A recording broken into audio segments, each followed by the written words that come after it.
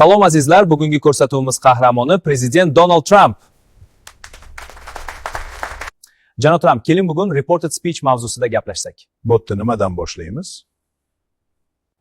Avvalambor reported speech nima va undan qachon foydalanamiz? Reported speech bu soddagina qilib aytganda kimningdir gapni boshqa birovga yetkazish.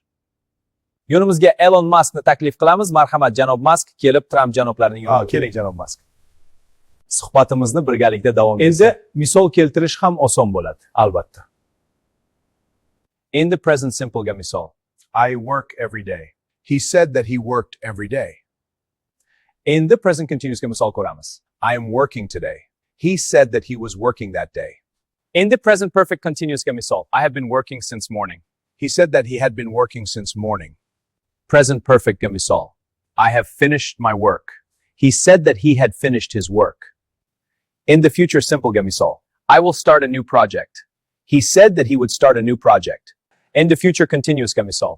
I will be working tomorrow. He said that he would be working the next day. In the future perfect ga misol. I will have finished the project. He said that he would have finished the project. In the future perfect continuous ga misol. I will have been working for 5 hours. He said that he would have been working for 5 hours. In the past simple ga misol. I finished my work. He said that he had finished his work. In the past continuous ga misol. I was working at home. He said that he had been working at home. In the past perfect ga misol. I had finished the work. He said that he had finished the work. Ajoyib. In the past perfect continuous ga misol. I had been working for 2 hours. He said that he had been working for 2 hours. In the shall ga misol. I shall call you tomorrow. He said that he would call me the next day. In the need ga misol. I need to finish this work. He said that he needed to finish that work. In the may ga misol. I may travel tomorrow. He said that he might travel the next day. Doimo shuni yodda tuting. Will, would ga o'zgaradi. Can, Could ga o'zgaradi. May, might ga o'zgaradi. Have to, had to ga o'zgaradi. Need, needed ga o'zgaradi. vaqt so'zlari o'zgaradi. Now, then, today, that day.